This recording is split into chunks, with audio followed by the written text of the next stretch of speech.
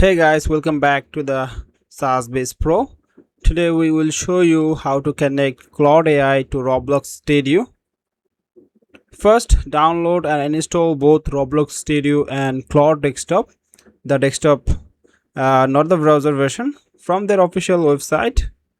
Claude Desktop should open automatically after installation. Make sure you're signed in to your account. Then open Roblox Studio and open any project like Besplate template. Click the AI assistant button in the top right corner of the screen. Then click on the three dots at the bottom and select manage MCP servers. Toggle on enable MCP servers.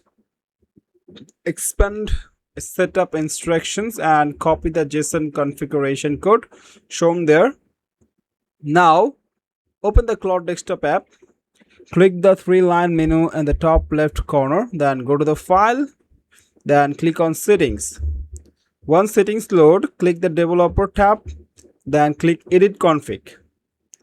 After that, open the file that appears in your file explorer using Visual Studio Code or Notepad. Place your cursor inside the first bracket, then press enter and paste the JSON code with Ctrl+V.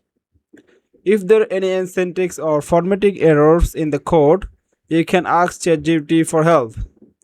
So, copy the entire code and then paste the code with type fix errors in this code. Then paste the copied text. Then press Ctrl+S to save and close the file. So, fully close. After that, fully close Claude. Press Ctrl+C+X to open Task Manager. Find all Claude process and instant. Right click each one and select in task.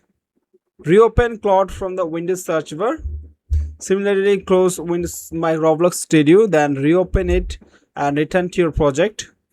In Roblox Studio Assistant tab, click the three dots again and go to the Manage MCP servers. You should see a client listed as connected. Go to the Claude Desktop and ask Claude, are you connected to Roblox Studio? If it doesn't show as connected at the first time, type recheck and press enter. Once connected, Claude will be ready to work with Roblox Studio.